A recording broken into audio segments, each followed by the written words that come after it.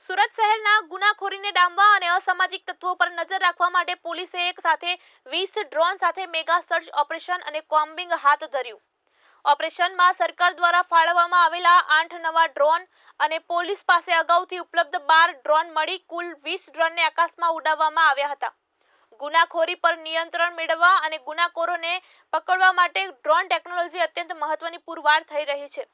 આધુનિક ટેકનોલોજીનો ઉપયોગ કરીને પોલીસ અસામાજિક તત્વોની ગતિવિધિઓ પર ચાંપતી નજર રાખી રહી છે। આ ડ્રોન ઓપરેશનમાં સુરત શહેરના તમામ ડીસીપી, એસીપી અને પીઆઈ કક્ષાના અધિકારીઓ જોડાયા હતા। ઓપરેશન પહેલા તમામ અધિકારીઓને ડ્રોનનો ઉપયોગ કઈ રીતે કરવો અને સર્ચ ઓપરેશન કેવી રીતે હાથ ધરવું તે અંગેનું વિગતવાર માર્ગદર્શન પણ આપવામાં આવ્યું હતું। આ ઓપરેશનથી શહેરમાં ગુનાખોરી અટકાવવામાં અને કાયદો તથા વ્યવસ્થા જાળવવામાં મદદ મળશે તેવી અપેક્ષા છે।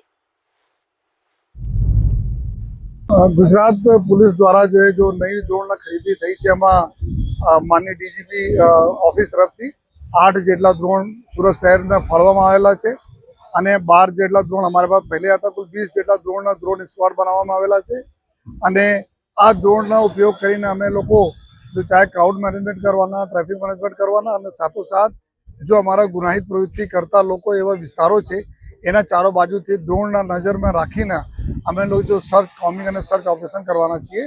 तो आ एक फूटेज एना लईने एना एविडेंस तरीके जो कोर्ट में अमे लोग प्रस्तुत करवाना छीए अने आवनार दिवसों में जब तहेवारों सीजन चालू थई रह्या छे त्यारे आ ड्रोन मददथी तमाम प्रकारना लॉ ऑर्डर कंट्रोल करवामां पुलिसने खूब मदद मळवाना छे।